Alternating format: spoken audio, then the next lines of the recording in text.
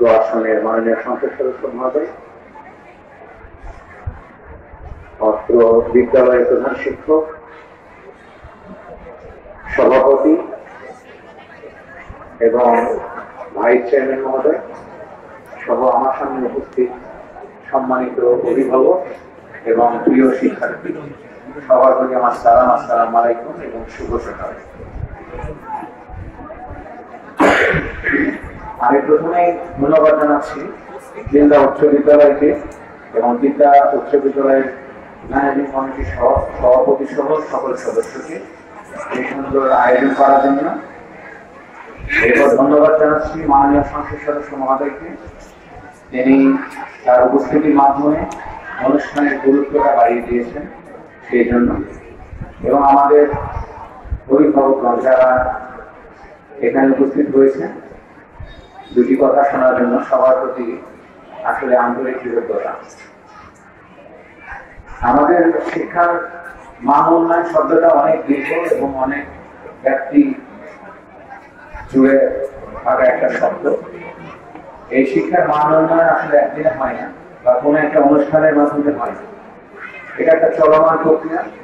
সফলতা যেমন কোনো একটি গন্তব্যস্থল নাই, সফলতা একটা জার্নির মতো একটা যাত্রা, চলমান একটা যাত্রা। ঠিক তেমনি শিক্ষার মান উন্নয়ন শব্দটিও ততটাই গভীর এবং ততটাই লম্বা একটা বিষয়। এই শিক্ষার মান উন্নয়ন আসলে এটার পরিবর্তন করা, শিক্ষার মান উন্নয়নের জন্য আসলে অনেক নিয়ামক রয়েছে।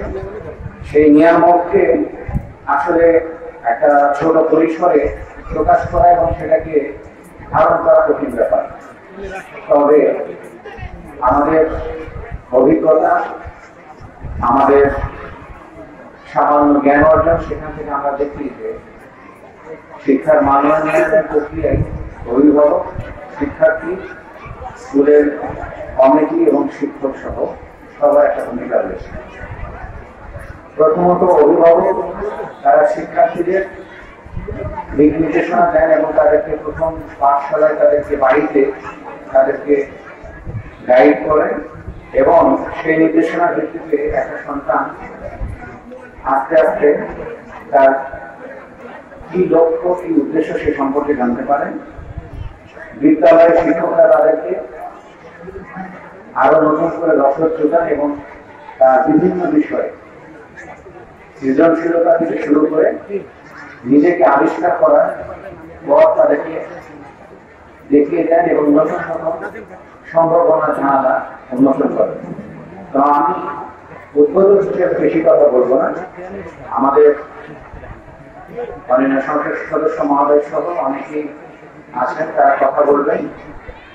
আজকের এই বিশেষ মত বিনিময় সভা এবং